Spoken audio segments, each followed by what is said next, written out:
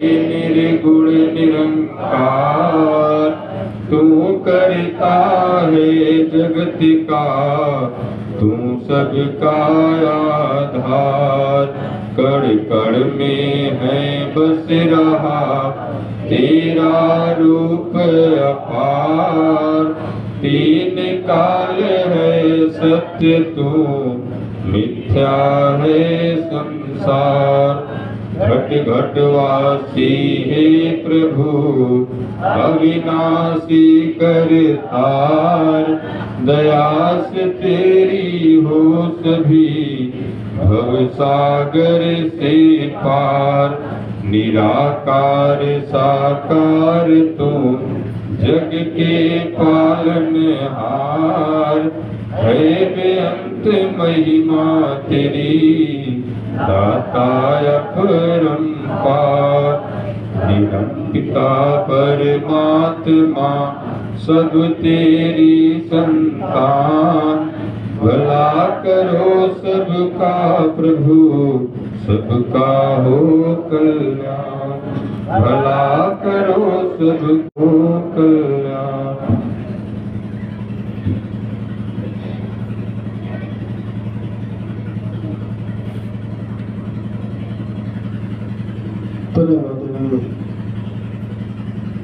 साथ संगत जी प्रेम से कहिए। सर्वप्रथम वक्त के पैगंबर सद्गुरु माता सुरीक्षा सविंदर हरदेव जी महाराज के पवित्र पावन चरणों में हम सभी अपने आप को जोड़ते हुए में शामिल होंगे। सद्गुरु माता सुरीक्षा सविंदर हरदेव जी महाराज की निरंकारी राजमाता गुरुवचनवतार की प्यार से बोलिए, प्रेमाने बोला। और शासवत आज का ये पवित्र दिन जहाँ हम सब बैठ करके एक ऐसा पन्ना पलट रहे हैं जिसके जीवन का एक एक लम्हा, एक एक सांसें मानवता के प्रति समर्पित रही, मानवता के प्रति समर्पित रही। और इसी लड़ी में जहाँ दास के बड़ा ये शुभ शुभ अवसर प्राप्त हुआ आपका दर्शन करने के लिए। इस सारा का सारा श्रेय हमारे कुलदेव जी, यहाँ के ब्रांच मुखी साहब, और आने के बाद जो व्यवस्थाओं का रूपरेखा इन्होंने बनाया, यहाँ के तमाम सेवा दल के अधिकारी और महापुरुषों के साथ लेकर के दास सतगुरु से अरदास करता है जो आपने इनके जीवन में सेवाओं का जो भाव भरा है, भक्ति का जो भाव भरा है, एक दूसरे के प्रति जो प्रेम और सत्कार का भाव भरा है, वो दिन दुनी रात चौगुनी बढ़ती चली जाए और संगतों में एक दूसरे के प्रति प्रेम बढ़ता चला जाए।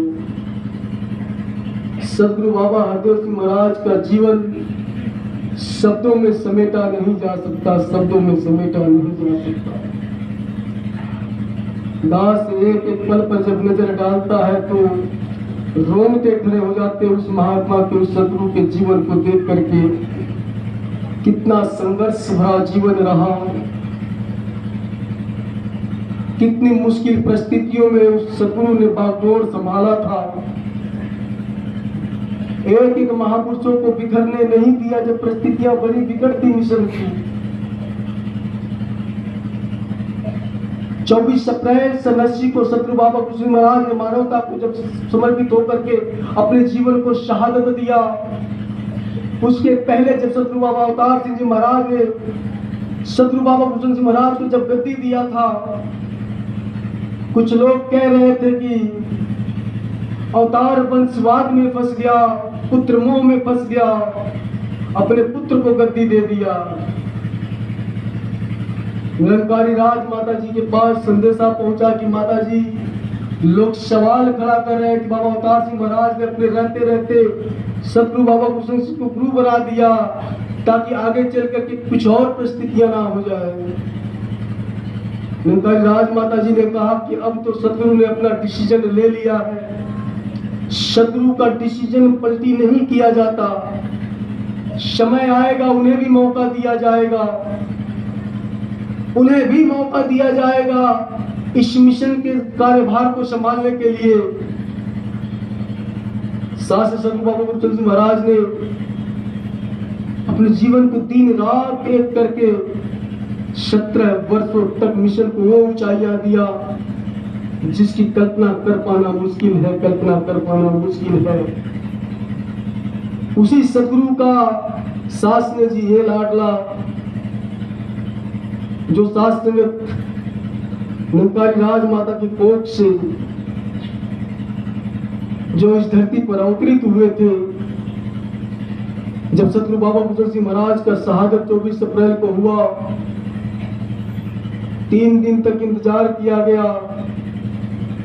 कोई तो आकर के कहे कि मिशन मैं संभालूंगा, मिशन की बागडोर मैं मेरे हाथों में लेकर के आगे बढ़ाऊंगा, क्योंकि परिस्थितियां ऐसी थी, किसी माई के लाल के कलेजे में दम नहीं था कि मिशन को आकर के कहे कि मैं इस गद्दी को बैठ करके अपने आप को आगे लेकर के चलूंगा। क्योंकि धर्म के रुकावट पैदा करने वाले विद्रोहियों ने कह दिया था, इसके बाद भी जो आएगा, जो हाल गुरुजन का हुआ है वो हाल आगे वाले का भी होगा। कोई आगे आएगा, किसी के कलेजे में दम रहेगा। उस विकट परिस्थितियों में निरंकारी राजमाता जी अपने इकलौते पुत्र सतगुरु बाबा हरदेव सिंह महाराज को 26 वर्ष प्लस कुछ दिन आगे कर दिया, जिसका पति कुछ दिन पहले मरा हुआ, शरीर छोड़ा हुआ है।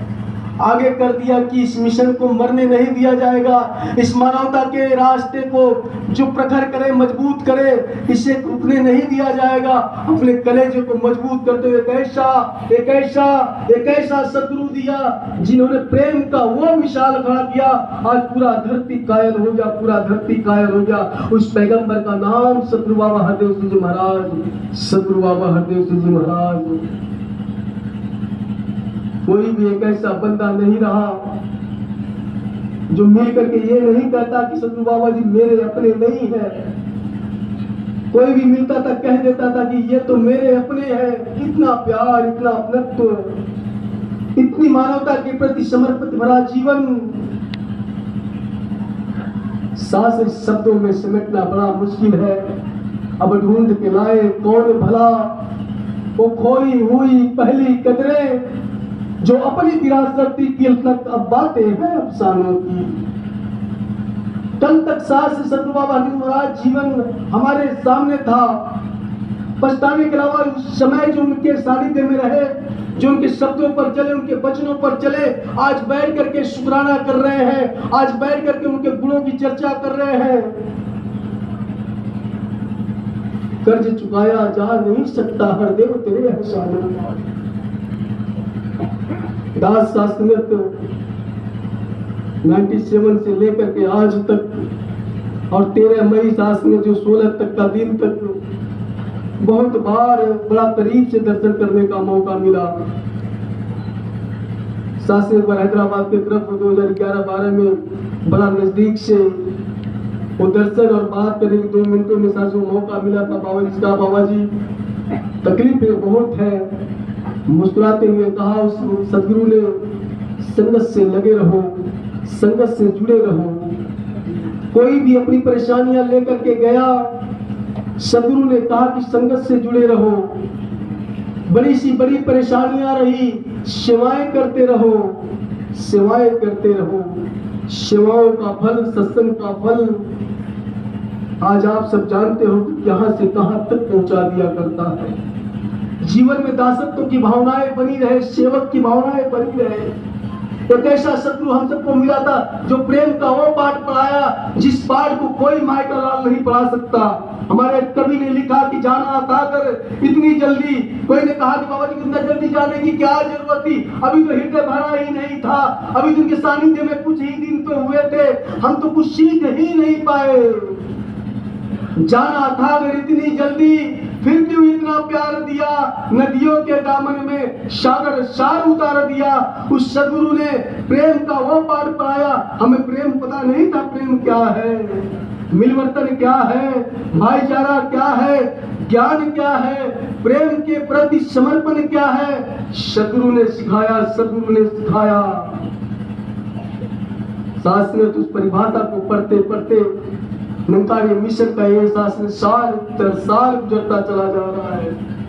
हमारे महात्माओं ने कहा कि अब जिगर से बात नहीं बनेंगे, अब हमें अपने जीवन में उतारना होगा, अपने जीवन में उतारना होगा। मसूरी के तरफ कहीं बाबा जी गए, किसी घर पर चले गए, तो परिवार हंसते मुस्कुराते उछलते हुए कह रहा है कि सदगुरु मेरे घर पर आ गए, सदगुरु बाबा हरदर सिंह महाराज मेरे घर पर आ गए। महात्मा ने कहा कोई बड़ी बात नहीं है, कोई बड़ी बात नहीं है, सदगुरु तुम्हारे शहर में आ गया कोई बड़ी बात नहीं है, सदगुरु तुम्हारे जिले में आ गया कोई बड़ी बात नहीं है, सदगुरु तुम्हारे ग्राम स्थान में आ गया कोई बड़ी बात नहीं है, सदगुरु तुम्हारे घर में भी आ गया तो बड़ी बात नहीं है। सदगुरु जब तुम्हारे जीवन में उतर जाएगा, सदगुरु जब तुम्हारे कर्म में उतर जाएगा, तब बड़ी बात होगी, तब बड़ी बात होगी। और यही कार्य सदगुरु बाबा हरदर सिंह महाराज करते चले जाए गए कि ज्ञान कर्म में उतर जाए, ज्ञान कर्म में उतर जाए। साथ संगत इस संगत में आने के बाद जरा सा भी कोई भेदभाव नहीं, किसी भी प्रकार का ऊंच नीच का भावनाएं नहीं, किसी भी प्रकार का किसी से नफरतें नहीं। इस मिशन का खास साथ मोटो है कि यहाँ आने के बाद किसी को किसी भी प्रकार की किसी से शिकायतें नहीं रह जाती, क्योंकि संगत का वसूल है। मेरे सदगुरु का रहमत है कि बिसर गई सब तात पराई, जब साध संगत मोह पाई। जब तक जीवन में सत्संग नहीं था, जब तक जीवन में ज्ञान नहीं था, जब तक जीवन में संतों का संग नहीं था, नफरत थे, टकराव थे, बैल थे, नफरत थे, ऊंच नीच के दीवारें थे, अपने पराये की भावनाएं थे। अब वो सारी भावनाओं से सदगुरु ने बाहर निकाल दिया। बिसर गई सब तात पराई, जब साध संगत मोह पाई, ना कोई बैरी ना ही बेगाना, सकल संग हमको बनी आई। ये बात कब बनी? जब संगत में बैठे तब बने, जब संगत में बैठे तब बनी। किसको कैसे पत्थर मारूं कौन पर आया लगता है, शीश महल में हर चेहरा अपना लगता है, अपना चेहरा है। अब नफरत किससे करना है, बैर किससे करना है? किसी ने कहा तुम्हारा शत्रु ऐसे कैसे चला गया धरती से? अरे शत्रु था, भगवान था, ऐसे कैसे सवाल करने वाले। अरे इसकी अपनी मर्जी है, इसका अपना सत्ता है, ये जैसे चाहे वैसे चले जाए। हम उस पर सवाल खड़ा करने वाले कौन है? जिसके पास ज्ञान नहीं है हजारों सवाल खड़ा करते। दास से किसी ने कहा, हमने कहा कौन से भगवान को मानते हो? मैंने कहा राम को मानता हूँ। कैसे धरती पर गए पता चला क्या? पता चला कैसे धरती पर गए? क्या वो तो अपनी मर्जी से सरयू में समाधि लिया था? अरे अपनी मर्जी से ये भी सदगुरु गया। कहा कृष्ण को मानते हो, कैसे धरती से गया? बहलिए ने तीर मारा, क्यों मारा? सवाल पैदा करते हो, इतिहास पढ़ लो। ये वक्त का पैगंबर है, ये अपने मर्जी से आता है, अपने मर्जी से जाता है।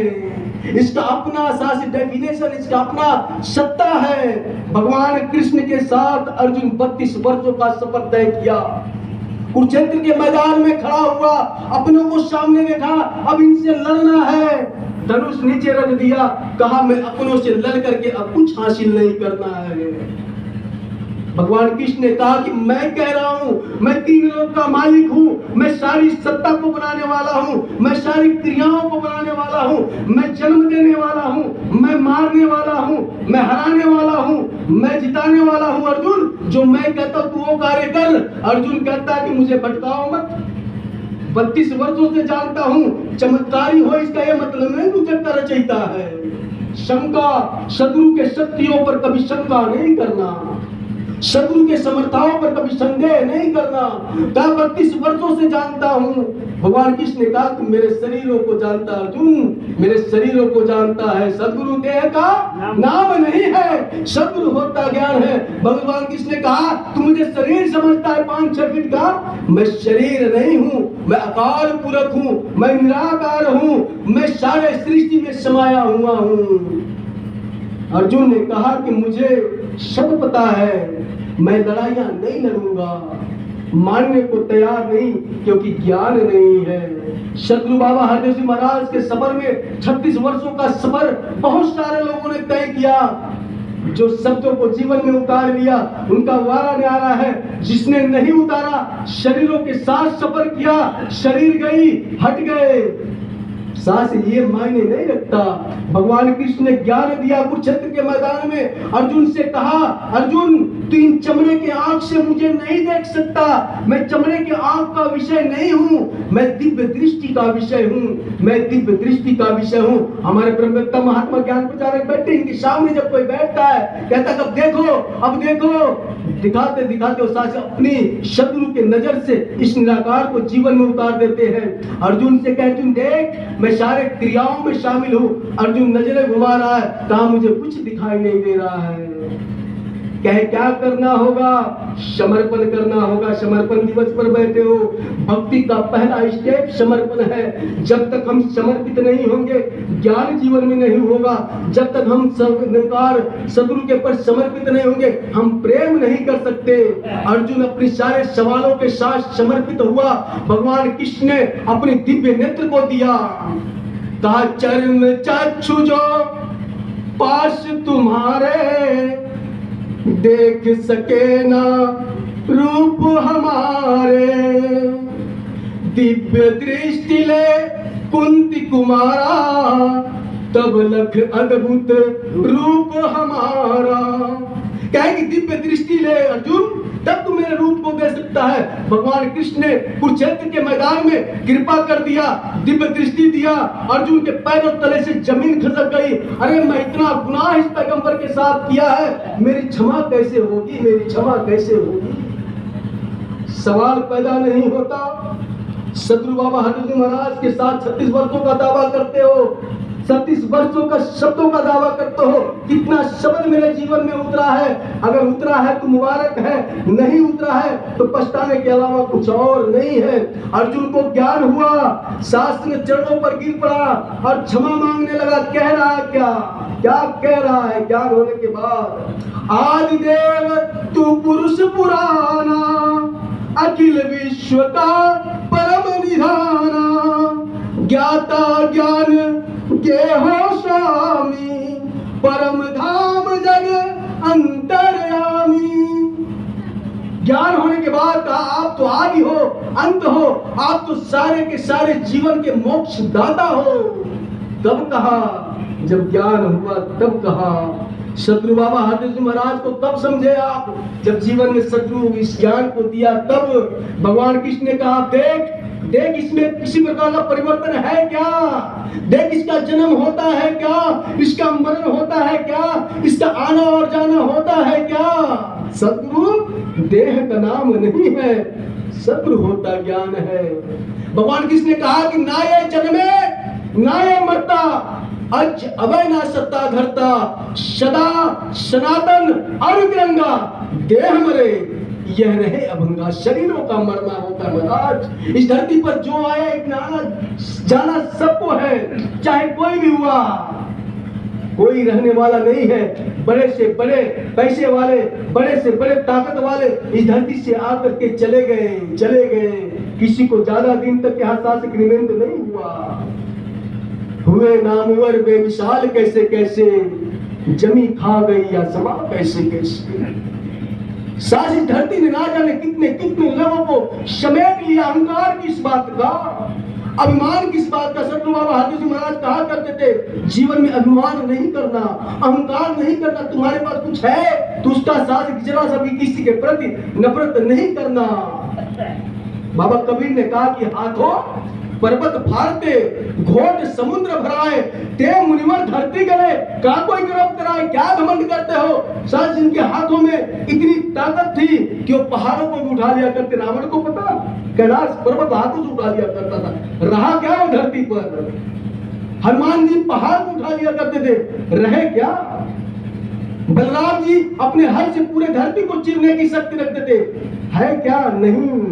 बताते अगस्त मुनि पूरी समंदर को एक घोंट बना करके पीने की क्षमता रखते थे, रहे नहीं रहे। आया है सो जाएगा, राजा रंग फकीर, कोई सिंहासन चला, कोई बधा जाए जंजीर। शासनत नहीं रहना है तो कार्य क्या करना है? कर काम कुछ तो ऐसा हो अमर तेरा फसाना, सत्कार से हमेशा करे याद ये जमाना। जब तुम्हारी याद हो, शत्रु बाबा हरदुल महाराज को क्यों याद कर रहे हो? क्या देर दिया है?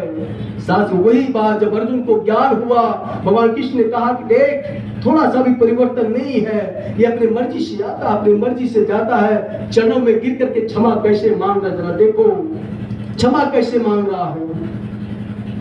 तुम्हें दंडवत हे मम जगत्राता, करे क्षमा निज सुत को दाता। पत्नी को पति मीत को मीता, मुझ पर कृपा करहु सुपनीता।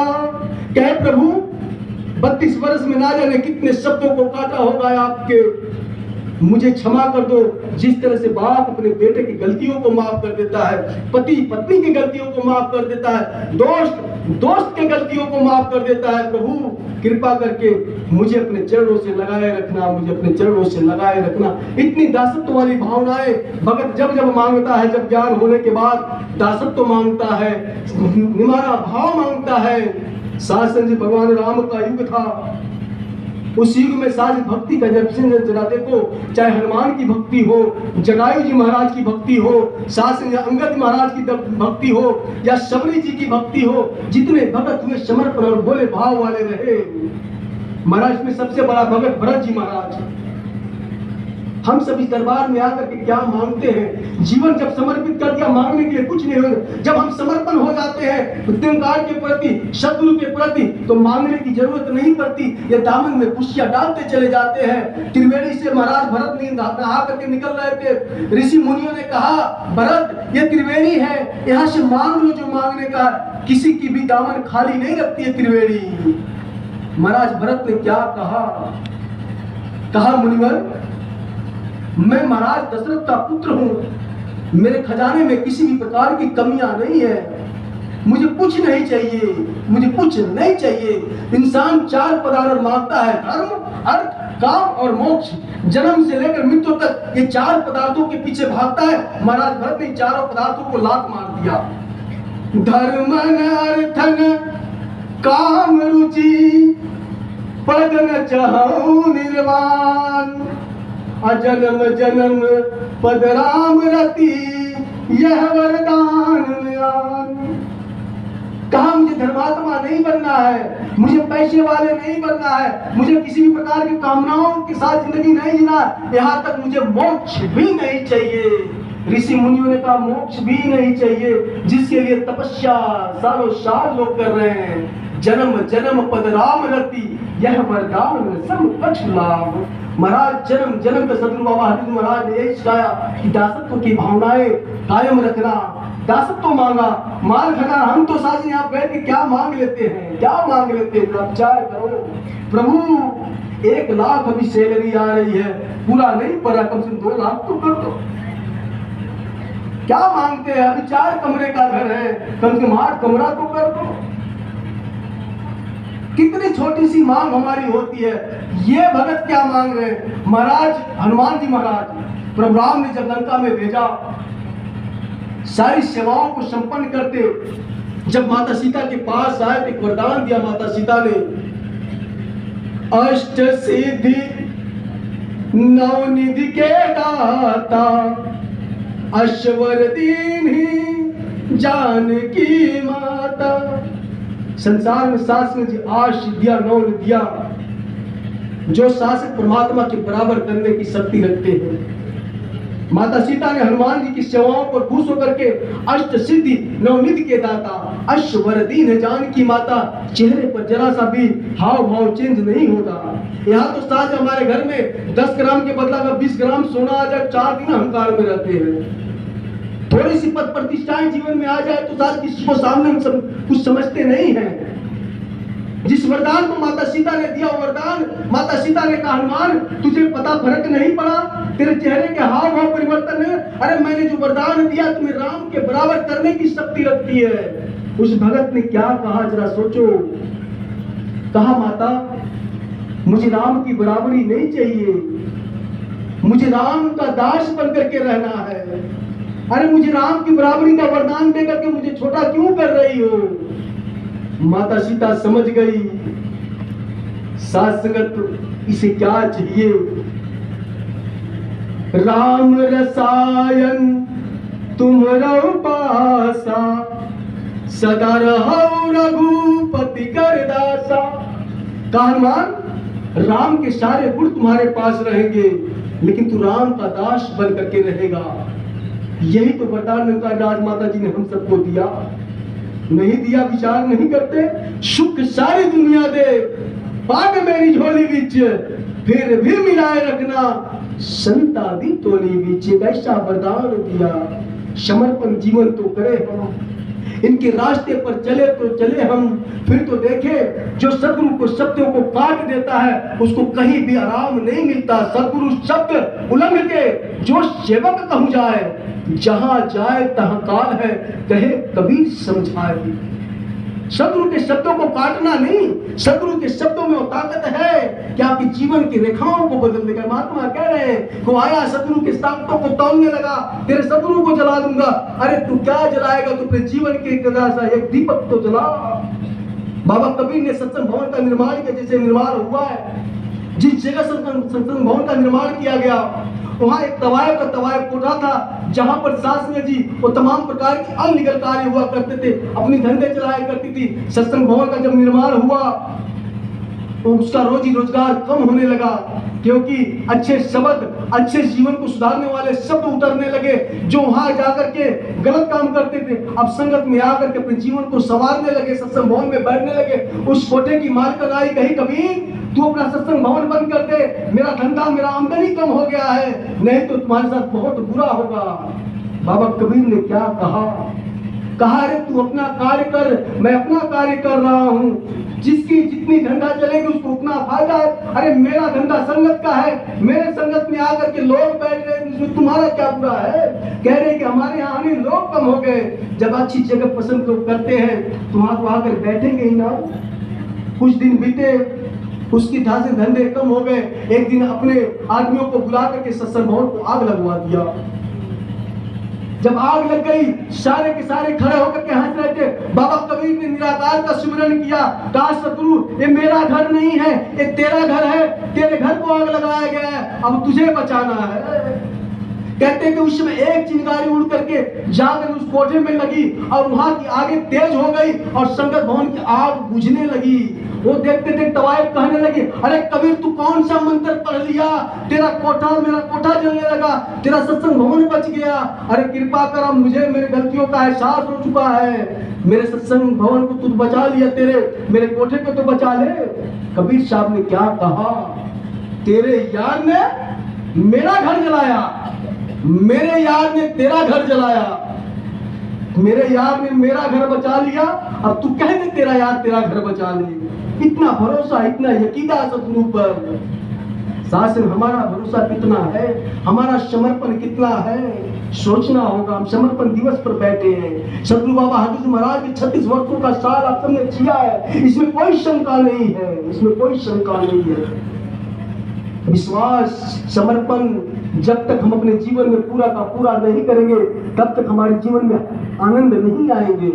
अंगद जी महाराज को जब लंका में भेजा प्रोग्राम में अंतिम प्रस्ताव दे करके, कहा कि अंगद जाओ रावण से कह दो कि लड़ाइयां लड़नी नहीं है, अगर सकुशल सीता को वापस कर देगा तो हम लड़ाइयां नहीं लड़ेंगे। अंगद जी महाराज जब जा रहे थे, भगवान राम ने एक बात का कहा, अंगद कार्य उतना ही करना जितना मैं बता रहा हूं, ज्यादा कुछ मत करना, अगर थोड़ा अपमान भी मेरा कर देगा तो भी सुन लेना। उस सेवक ने क्या कहा, राम से कहा, प्रभु जब तक वो मेरा अपमान करेगा मैं एक भी शब्द नहीं बोलूंगा। मान एक महात्मा जब सतगुरु की गरिमा पर शब्द को उठाता है, आज वो बूढ़ा होकर के कहता तू सतगुरु तू ताकतों को तोड़ता है। अरे तू मेरी ताकत मेरे सतगुरु ने जो मुझे दिया है पर मुझसे नहीं बदले। आज भी भगत कहते हैं। उस समय अंगद जी महाराज ने कहा प्रभु अगर वो आपका बुरा कहेगा, आपको अपमानित करेगा, मैं सह नहीं पाऊंगा और मैं इसका गारंटी नहीं दूंगा, मैं क्या करूंगा। एक भगत कह रहा है क्या मैं इसका गारंटी नहीं दूंगा, मैं क्या करूंगा। लंका में प्रभु राम ने जब भेजा और अंगद जी महाराज पहुंचे, रावण बहुत कुछ कहा। जब तक अंगद का अपमान हुआ तब तक कुछ नहीं बोले, कुछ नहीं बोले। और जैसे ही राम को कहा कमजोर है, दुर्बल है, लाचार है, नारी के वियोग में रोता है, वो कुछ नहीं कर सकता। महाराज उस सेवक आग बबूला हो गया। वो स्वामी तुलसीदास जी महाराज ने लिखा, जब तह कीन्ही राम की निंदा, क्रोधवंत तब भयहु कपिंदा, हरिहर निंदा सुनहि जयकारा, होई है पाप गो बधिर समाना। कह रावण तूने राम का निंदा किया है और जो राम की निंदा को सुन करके चला जाएगा वो गाय मारने के बराबर का पाप का हकदार हो जाएगा और मैं ये पाप लेकर के नहीं जाऊंगा। क्या किया उस भगत ने, क्या किया। बड़ी सभा को चैलेंज कर दिया। कहा रावण मैं तुम्हें चैलेंज करता हूँ, राम की ताकत तू बाद में देख लेना, पहले मेरी ताकत को तू देख। मैं तुम्हारे सहित पूरी सभा को चैलेंज करता हूँ, जो मेरे पैरों को जरा सा भी सरका देगा ना, मैं सीता को हार के चला जाऊंगा और राम से कह दूंगा वापस चल चलूं। बताइए कोई ऐसा ताकत रखता है क्या। घर वाली किसी और की दांव कोई और खेल सकता है क्या। कैसे खेला वो भगत ने, कैसे खेला उस भगत ने। राम प्रताप सुमरि कपि कोपा, सभा माज प्रण करि पग रोका। राम का सिमरन किया और पूरी सभा को चैलेंज करके पैरों को रोक दिया। जय मम चरण सकस सटकारी, फिर ही राम सीता मैं आरी। कहा जो दुष्ट मेरे पैरों को जरा सा भी हिला भी देगा ना, मैं राम से कह दूंगा मैं सीता को हार के चलाओ, चल चलो। ऐसा दांव खेल गया। सारी बातों को समय नहीं है, दिशा आगे नहीं बढ़ाएगा, लेकिन समर्पण देखिए उस भगत का। सारा कार्य हुआ, बहुत सारा कार्य को करते हुए जब अंगद महाराज प्रभु राम के चरण में आए, कुछ वकील दिमाग वाले इधर भी बैठे थे। कहे प्रभु एक बात बताऊं। कहे बताओ। बोले कि अंगद को जितना बोला गया तो उससे कहीं ज्यादा उतर के आया। बोला क्या किया। अरे कहा वो सीता जी को दांव पर लगा दिया था। बोले क्या बोला। बोले पैर को जमा दिया था, अगर कोई उठा लिया होता तो बोल गया तो मैं सीधा हार गया। बताइए घर वाली आपका दांव कौन खेलने वाला है। अब देखिए घर वाली किसी और की, दांव कोई और, बढ़ा चढ़ा कोई और रहा है। एक ने नहीं कहा, कई लोग आज भी लोग कहते हैं जब समागम और संगत की रूपरेखाएं बनती है, कोई महात्मा थोड़ा सा आगे बढ़ करके सेवाएं करना चाहता है, महाराज ऊपर करके 4 दरिया आगे बिछा दिया है। आपने कहा था 3 दरिया बिछाए, वो 6 दरिया बिछा दिया है। आपने कहा था 3 लाइटें लगाने, वो 6 लाइटें लगा दिया है। भगत को पता होता सेवा के क्षेत्र में है। शास्त्र प्रोग्राम ने कहा ठीक है कोई बात नहीं, बुलाओ, अंगद से पूछा जाएगा ऐसा क्यों किया हो। पूरी सभा बुलाई गई मीटिंग में। प्रोग्राम ने कहा अंगद एक बात बताओ, बताओ तुमने सीता को दांव पर क्यों लगाया, सीता किसकी थी। उस भगत ने कहा प्रभु सीता आपकी थी। उस भगत ने कहा सीता आपकी थी। बोला फिर क्यों, दांव क्यों खेला। उस भगत ने बात राम से सवाल किया, खुद ही को कर इधर बुलंद इतना कि खुद खुदा बंदे से पूछे तेरी रजा क्या है। और भगत था कि अपनी भक्ति को इतना मजबूत कर रहा था कि खुद परमात्मा पूछ रहा है पता क्यों किया ऐसा। कहा प्रभु एक बात बताओ, सीता तो आपकी, मुझे जान पता चल गया, वो मालूम है सीता आपकी है, जरा मुझे बता दे पैर किसके हैं। समर्पण देखो उस भगत का समर्पण। कहा प्रभु बताओ ये पैर किसका है। जो सवाल करने वाले पीछे से सरकने लगे। अब ये भगत ने भगवान से सवाल कर लिया है, अब भगवान भी चुप है। कहा प्रभु ये पैर भी आपका है। रावण के जैसा 3 लोग की शक्तियां भी मिलकर के मेरे पैरों को हिला नहीं सकते थे। मेरा विश्वास, मेरा समर्पण इतना था, रोने लगा भगत। जिसका वस्तु उसका समझे, विषय नहीं तकरार का है, कहे अवतारे पहला प्रण है, तन मन धन अहंकार का है, इंद्राकार का है। इतनी समर्पण तो लाओ, इतनी समर्पण तो लाओ। समर्पण दिवस मनाने बैठे हो, शासन समय बहुत आगे निकलते चले, दास क्षमा मांगता है। शासन जीवन में ऐसे ऐसे मौके आते रहते हैं, जब शासी त्योहार इन पर्वों को मनाने का मौका मिलता है, विचार करके मेरे जीवन में एक क्रांति है। सतगुरु बाबा हरदेव महाराज का जीवन दास के हिसाब से 2 मिनटों में बातें क्लियर करेगा कि सतगुरु बाबा हरदेव महाराज की सोच क्या थी, आज हमारी सोच क्या है। सपनों में साथ में देख रहा था, समागम में मैं बैठा हूँ, सतगुरु बाबा जी ने किसी को भेजा और कहा कि चलो आपको बाबा जी ने बुलाया, बात सपने की लेकिन सच्चाई से कम नहीं है। कहा बाबा जी ने बुलाया है, सरोवर के रास्ते से वो पालकी निकली थी, दास को लेकर के आए। बाबा जी ने कहा गाड़ी में बैठ जाओ, गाड़ी में बैठा, कुछ दिन गाड़ी आगे चली। दास ने बात कहा सतगुरु बाबा हरदेव महाराज से, बाबा जी इस गाड़ी में बैठने के बाद बहुत आनंद आ रहा है, बहुत आनंद आ रहा है। बाबा जी ने क्या कहा कि ये आनंद निरंतर बनी रहेगी, लेकिन एक कार्य करना होगा। किसी को कभी अपने जीवन में छोटा नहीं समझना, किसी को जरा सा भी किसी के प्रति नफरत नहीं करना। बात सपने की 3 बजे रात को आंख खुली, दास रोने लगा। ये वक्त का पैगंबर सपने में भी जागते भी ये समझाता रहा और हम समझ नहीं पाए। ये प्रेम का पाठ पढ़ाता रहा, हम समझ नहीं पाए। ये चलता चला गया, ये चलता चला गया और साथ में पीछे पीछे पीछे शब्दों पर साथ सिर्फ हम आज भी उन लकीरों को खींचते चले जा रहे हैं। कृपा करो, बात कहने से बात नहीं बनेगी, जीवन में उतारना होगा। जैसे महात्मा ने कहा सतगुरु का आना काफी नहीं है, सतगुरु के जीवन में उतरना काफी है। दास अरदास करता है सतगुरु के चरणों में कि आप समर्थ हो, सर्वकला संपन्न हो।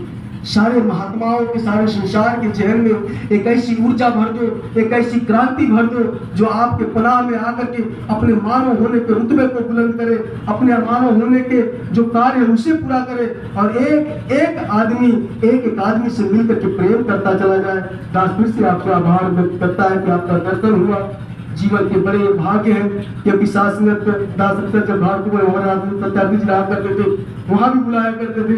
हमारे कुलदीप जी ने मौका दिया आपका दर्शन करने के, क्योंकि संतों का दर्शन बड़े भाग से मिलता है। बाबा कबीर ने कहा कई बार नहीं कर सके 2 ही वक्त कर ले, कबीरा साधु दरसते काल दगा नहीं दे। काल की हिम्मत भी नहीं है कि संतों के दर्शन को करने के बाद वो दगा दे दे। अंत समय में काम नाम ही आवे, ये हार और चाम नहीं, अवतार भगत से लेखा मांगे। धर्म राज का काम नहीं, एक ऐसा प्लेटफॉर्म आपको मिला है जहां बैठने के बाद सुकून है, जहां बैठने के बाद आनंद है, जहां बैठने के बाद एकदम जीवन में एक तरह का और रस है जिसका हम शास्त्री वर्णन नहीं कर सकते। अरदास करे वक्त के पैगंबर के चरणों में बची कुची जो सांसें हैं ऐसे ही दर्शन करते हुए बीतते चले जाए प्रेम से।